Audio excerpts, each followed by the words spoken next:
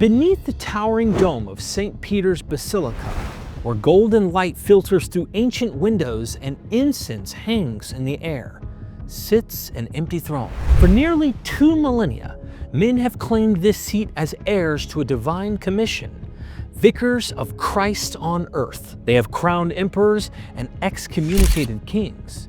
They have amassed wealth that would make monarchs envious. They have been hailed as saints and condemned as sinners. But what happens when the glitter of the golden throne cannot hide the all-too-human shadows beneath? When scandal, corruption, and abuse of power tarnish claims of divine authority. Today, the Catholic Church stands at a crossroads. With over 1.3 billion followers worldwide, this ancient institution faces a crisis of credibility unlike any in its tumultuous history. And now, a new figure steps into the spotlight. Pope Leo XIV, the first American to ascend to the papal throne. This is the story of an office claimed to be established by Christ himself, an institution shaped by saints and scarred by sinners, and the explosive challenges facing a church trying to reconcile medieval traditions with modern standards for accountability. Before we're done, we'll uncover truths the Vatican would prefer remain buried in its secret archives. If you value deep dives into history's most powerful institutions, be sure to subscribe and join us as we unravel one of the world's oldest continuous seats of power, from divine thrones to all too earthly shadows. According to Catholic tradition, the papacy began with Jesus Christ's disciple St. Peter, who is said to have become the first bishop of Rome, the first pope. In Catholic teaching, every pope inherits the authority of Peter in an unbroken chain known as apostolic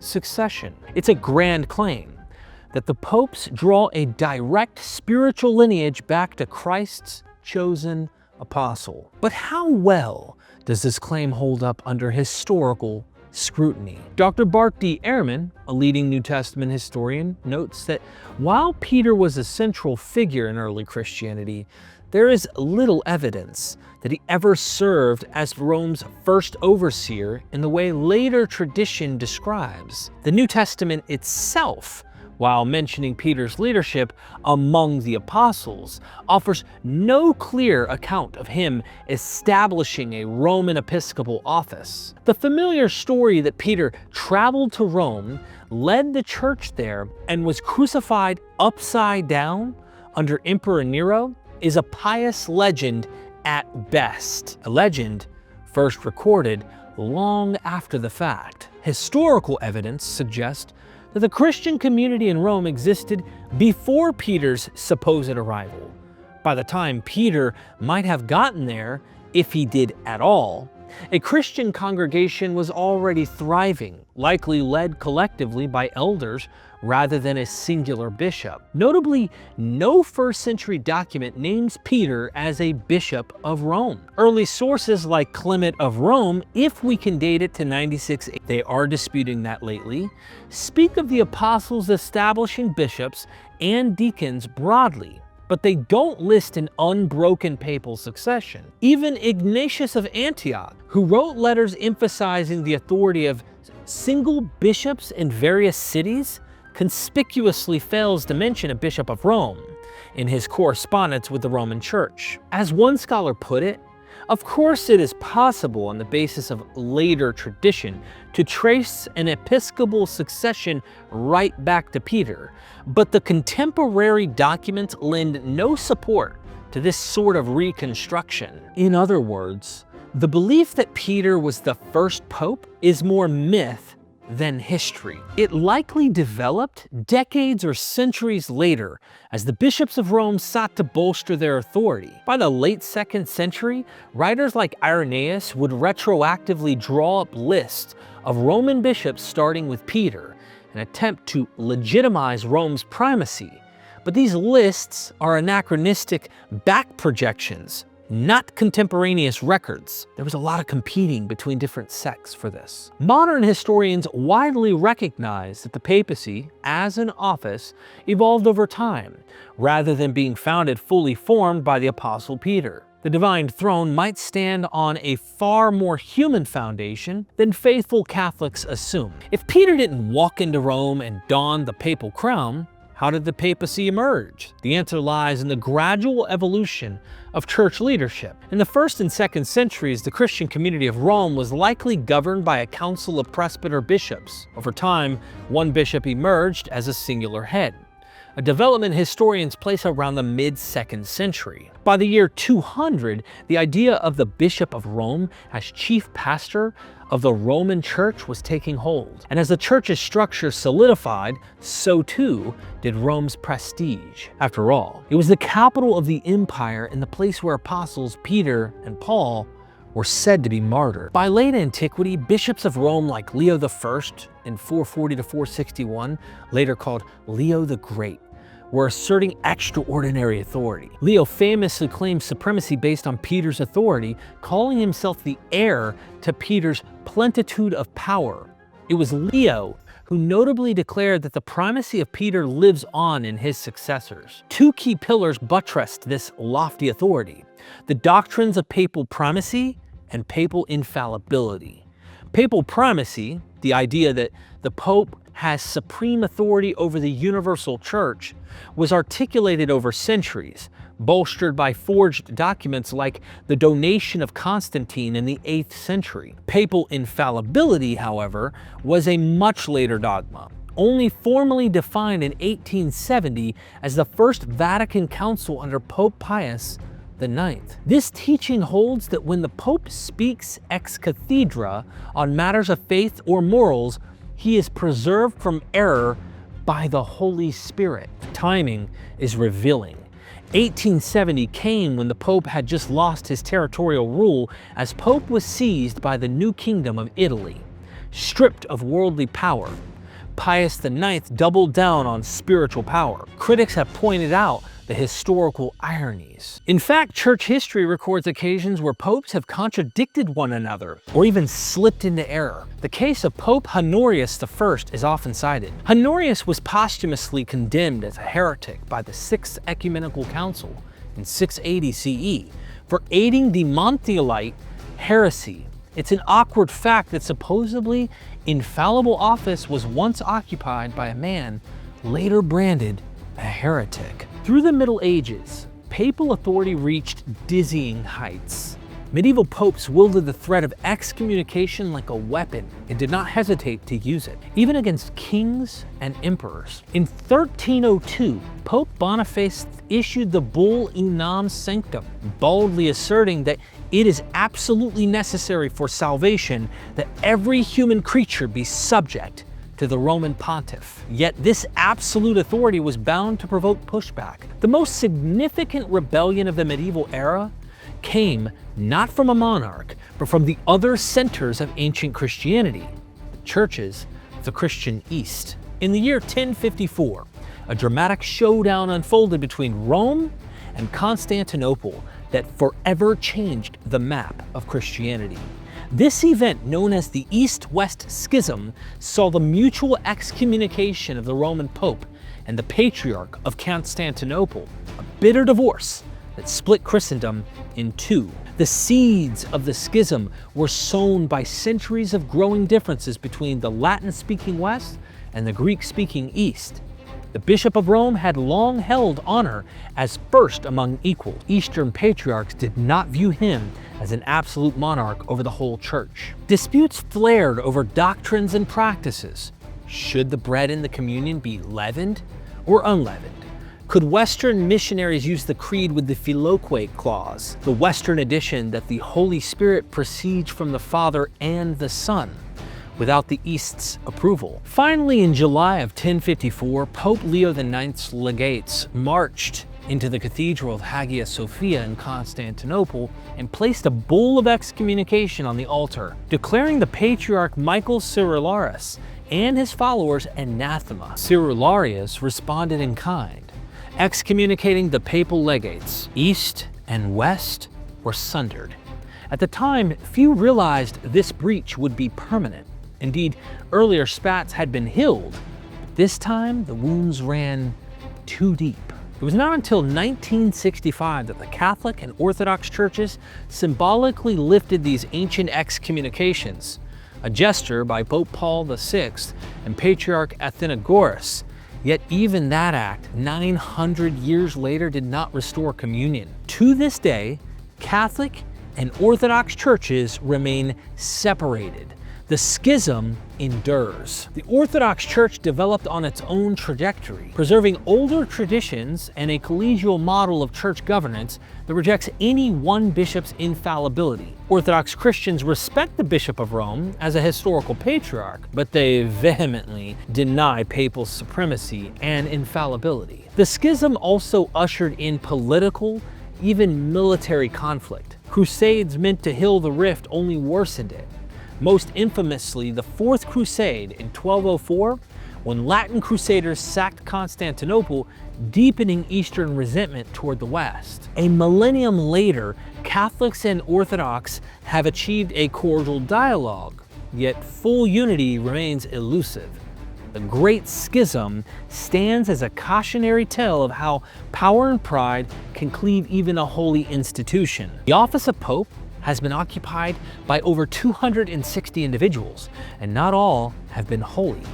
In fact, a number of popes through history rank among the most scandalous figures in any history book. Let's shine a light on the most notorious popes, men whose depravity and abuse of power earned them infamy. Alexander VI's papacy was rife with nepotism, bribery, and scandalous sex, earning him the reputation of perhaps the most corrupt pope in the history of the Catholic Church. This pope openly acknowledged his many illegitimate children, whom he shamelessly promoted to positions of power. He hosted orgies in the Vatican and allegedly engaged in incestuous liaisons. To secure the papal throne, he is said to have bribed the cardinals in the conclave with vast sums of gold. Once in office, Alexander used the papacy to enrich the Borgia family, elevating teenage relatives to cardinal-like ranks, granting his offspring territories and plotting political marriages for his daughter Lucretia. Murders and poisonings were rumored in his courts.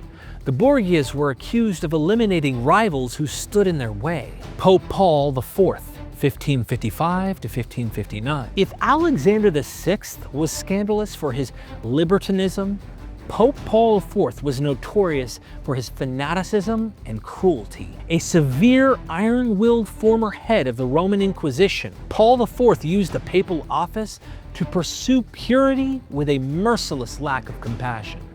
He forced Rome's Jewish population into a ghetto, the first ever in the city, compelling Jews to wear yellow hats and confining them to a flooded, walled quarter of the city. This brutal segregation, ordered by his 1555 Bull Communis Absurdum, lasted over 300 years. Paul IV also dismissed and imprisoned even his own cardinal nephews on charges of corruption, all while running an oppressive regime of censorship and persecution. Under his watch, the Index of Forbidden Books expanded and the Inquisition's fires burned hotter. He even had about 25 people burned at the stake in Ancona for alleged Jewish heresy. By the time of his death, Paul IV was so despised that angry Romans rioted, tearing down his statue and burning it. History judges him as one of the most notorious popes in history, whose zealotry inflicted suffering and stained the church's reputation. We could add others. John VII from 955 to 964, who according to contemporaries turned the Lateran palace into a brothel and was killed in bed by a jealous husband. Benedict IX, who became pope as a teenager, committed such vile acts that he was dubbed a demon from hell and sold the papacy to his godfather. All these episodes underscore a crucial point. For all the church's claims of the papal office's divine guidance, at times the wrong men, very wrong men, wore the crown. It's no coincidence that calls for reform grew loud in such times, leading eventually to eruptions like the Protestant Reformation in the 16th century, which explicitly targeted papal corruption. Martin Luther railed against the most hellish father, the Pope. Not every pope donned the mantle of power for personal gain.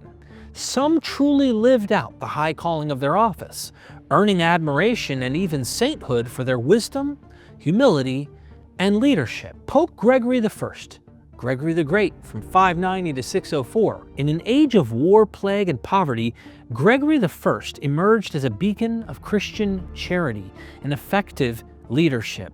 A former monk who never wanted high office, Gregory was reluctantly elected pope and then poured his formidable energy into being a true servant of the servants of God. In fact, he popularized that very title for the papal office, Servus Servorum Dei, rejecting pompous titles in favor of humble service. Pope Benedict XVI himself, a scholar of church history, praised Gregory I's humility, noting that Gregory opposed the use of grand titles and strove to imitate the humility of Christ. As Pope, Gregory I fed the poor of Rome from the church's granaries, negotiated peace with the invading Lombards, effectively acting as a statesman when the Byzantine authorities faltered, and initiated missionary work, sending Augustine of Canterbury to evangelize England. He also left a deep spiritual legacy through his writings, such as Pastoral Rule, which became a classic manual on how bishops should care for their flock. Gregory insisted that a pastor must lead by example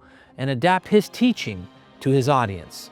A remarkably empathetic view for the 6th century. He reformed the liturgy and chant. Gregorian chant is named after him, and he maintained a balance, asserting the prerogatives of the Roman see, yet respecting the rights of other bishops. His reign was so influential that later generations added the Great to his name. Pope John the 23rd, 1958 to 1963. Jumping to the 20th century, we encounter a pope who, in just a few short years, changed the Catholic Church and the world's perception of it forever. Angelo Giuseppe Roncalli, who took the name John the 23rd, is affectionately remembered as Good Pope John. At 76 years old, he was expected to be a mild caretaker of the papacy, but instead, he surprised everyone by becoming a revolutionary reformer with a gentle grandfatherly touch. John the 23rd convened the Second Vatican's Council, Vatican II, in 1962, seeking aggiornamento, an updating of the church to engage the modern world. By the time of his death in 1963, he had caught the imagination of the world through his pastoral goodness, his strides for peace, and his convening of Vatican II. It's said that at his death, he had become one of the most loved men in history. John the 23rd's impact is hard to overstate.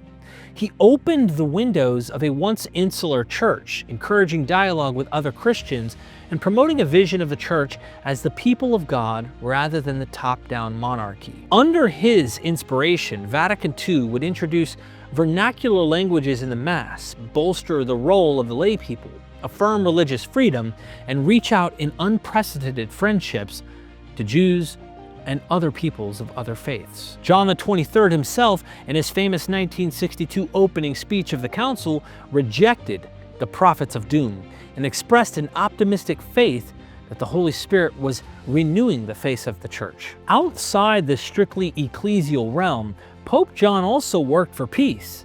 During the Cuban Missile Crisis, he famously appealed for calm and communication between the US and Soviet leaders. For his profound empathy, humility, and courage to update the church, John the 23rd was canonized as a saint in 2014. Entering the 21st century, the papacy presides over a church facing a multitude of crises. Catholic congregations in the West are dwindling, rocked by scandal and secularization. Trust in the hierarchy has been deeply shaken by waves of clerical abuse revelations and financial corruption. One stark reality is the decline in active faith practice in many historically Catholic regions. In places like Western Europe and North America, mass attendance has plummeted in recent decades. Sociologists note that in the early 1970s, over half of US Catholics attended Mass weekly. Today, that number is roughly 1/4. In Germany, over 500,000 Catholics formally left the church in 2022 alone, setting a record. One reporter described a wave of church departures throughout Europe, especially in Catholic strongholds. Nothing has eroded the church's moral standing more than the global clergy sexual abuse scandal. Beginning with high-profile cases in the United States in 2002, revelations of priests abusing minors and of bishops and Vatican officials covering up those crimes have emerged across the world. The horrific scale became undeniable. A French independent commission in 2021 estimated that some 330,000 children were victims of sexual abuse within France's Catholic institutions since 1950. Abuse perpetrated by around 3,000 priests and church workers and covered up in a systemic manner by church authorities for decades. As one abuse survivor bitterly noted, church leaders betrayed the trust and innocence of an entire generation. This scandal has put the papacy in crosshairs. John Paul II, now revered as a saint by Catholics, is criticized by many for failing to act decisively against abusers. Indeed, he protected figures like Father Marcial Matt, a notorious abuser. The papacy's failure to prevent and swiftly punish abuse has left a gaping wound. Then there's the matter of financial corruption. The Vatican, despite its spiritual mission, has not been immune to money scandals. From the 1980s Vatican bank collapse linked to a Masonic lodge and a dead banker hanging from Blackfriars Bridge, to more recent chaos, the Church's financial mismanagement has made headlines. In a historic first, a prince of the Church was put on trial in the Vatican for embezzlement. Cardinal Angelo Becciu, a former high-ranking Vatican official, was convicted in 2023 of embezzlement and fraud, sentenced to 5.5 years in prison. The trial centered on a shady $200 million London property deal gone wrong. All of this turmoil has catalyzed various reform movements. Catholics who love their faith but see the need for a change have been pressing the hierarchy on multiple fronts, including the role of women and the approach of the LGBTQ+ persons. The Catholic Church's official stance is that only men can be ordained as priests. Indeed, that this teaching is not up for debate. This has not stopped Catholic women from advocating passionately for in holy orders. Groups like the Women's Ordination Conference, WOC, have campaigned since the 1970s for female ordination. In 2023, Pope Francis convened a global synod, which for the first time allowed women to vote in the discussions. That synod heard lively debates on women's roles, including whether to establish women as deacons. Pope Francis has so far shut the door on women priests. But intriguingly, he said the question of female deacons lacks a clear and authoritative doctrine and can be subject of study. Another fissure runs through how the Church treats its LGBTQ+ members. Many Catholics, especially younger ones, are calling on the Church to be more inclusive, to bless loving same-sex unions, or at least to stop using language like intrinsically disordered to describe gay orientations. Pope Francis struck a different tone early in his pontificate with his famous "Who am I to judge?" remark in 2013 regarding gay individuals seeking God. However, doctrinally not much changed. In 2021, the Vatican's doctrinal office barred priests from blessing same-sex unions, saying the Church cannot bless sin, which caused an outcry. This produced open defiance in some German parishes. Interestingly, in 2023, Pope Francis indicated support for finding ways to bless couples short of sacramental marriage, as long as no one confuses it with marriage. A subtle softening. Still, conservatives push back strongly, and the Church globally is far from consensus. When the Vatican suggested openness to discussion, African bishops protested that in their cultures. Such an approach would be unthinkable. In sum, the modern papacy stands at a crossroads, buffeted by secular headwinds and international dissent. Empty pews, abused victims, financial misdeeds, women on the margins, LGBTQ Catholics alienated. These are not challenges that can be met with incense and Latin hymns alone.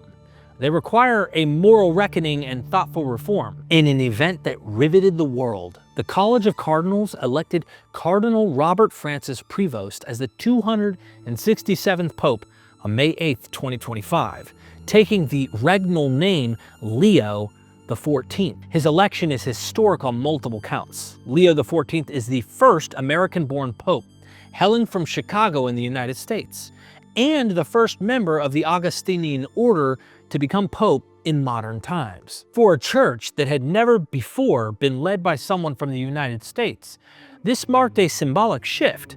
Pope Francis from Argentina was technically the first pope from the Americas, but Leo XIV is the first from North America, and indeed from the US, long considered a possible source of a pope but never realized until now. Who is Robert Prevost, now Leo XIV?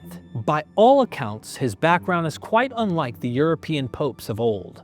Prevost was born in 1955 to a devout Catholic family in Illinois. He joined the Augustinian friars, taking vows of poverty, chastity, and obedience, a fact that now has journalists making hay of a monk pope narrative. He spent years as a missionary and eventually a bishop in Peru, ministering far from the corridors of Vatican power. In 2014, he became Bishop of Chiclayo in northern Peru, immersing himself in Latin American Catholic life. Fluent in Spanish and with on-the-ground pastoral experience, he was later called to Rome by Pope Francis. In 2023, Prevost became the prefect of the dicastery for bishops, essentially overseeing bishop appointments worldwide. He was created a cardinal soon thereafter.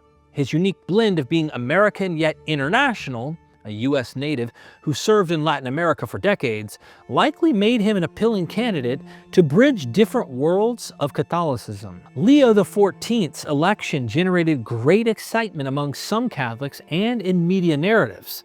Many in the U.S. celebrated the first American pope as a milestone. In Chicago, where he grew up with two brothers, local news captured the emotional reaction of his family. His eldest brother, Louis Prevost, recounted the moment he learned that his little brother is the new head of the Catholic Church, sharing personal memories and even a sense of destiny. The Prevost family recalled how, as a child, young Robert was unusually pious.